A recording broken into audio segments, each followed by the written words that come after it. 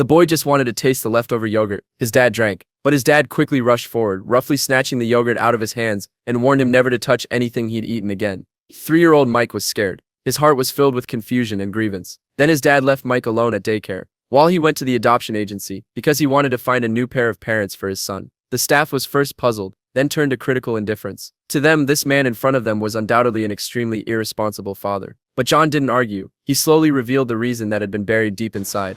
I don't want him to think about it, to understand death.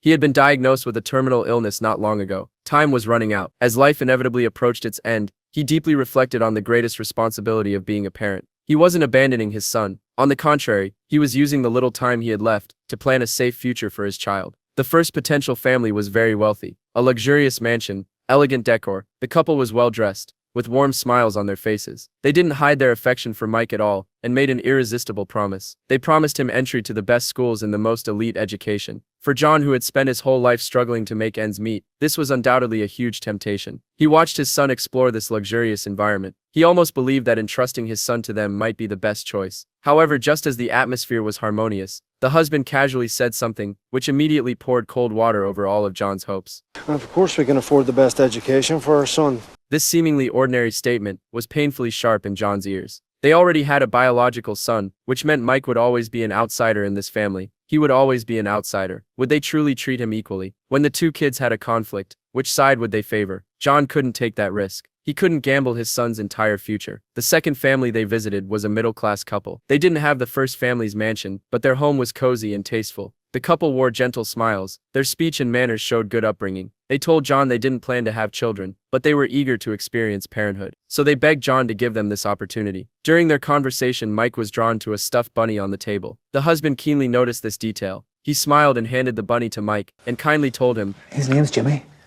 This small gesture was undoubtedly a huge bonus. John's hope was rekindled. However, a dramatic scene unfolded at the farewell. As John and Mike were about to leave, the wife secretly gave her husband a look. The husband understood immediately. Michael, Jimmy lives here, but maybe you could come and play with him another time. John's heart instantly sank. This detail exposed their hidden selfishness and coldness. If they couldn't even part with a low-cost stuffed toy, how could he expect them to give their full love and patience to a child? In the long years ahead, could he count on them to give their love and care without reservation? Maybe this couple just wanted the label of parenthood, to feel fulfilled, but didn't truly want to take on the heavy responsibility. After 2 failed visits, John arrived at the third potential family. This was a complex, diverse family. They had several biological children, and had adopted a few children of different races. Is this family suitable for adopting Mike? Stay tuned to find out what happens next.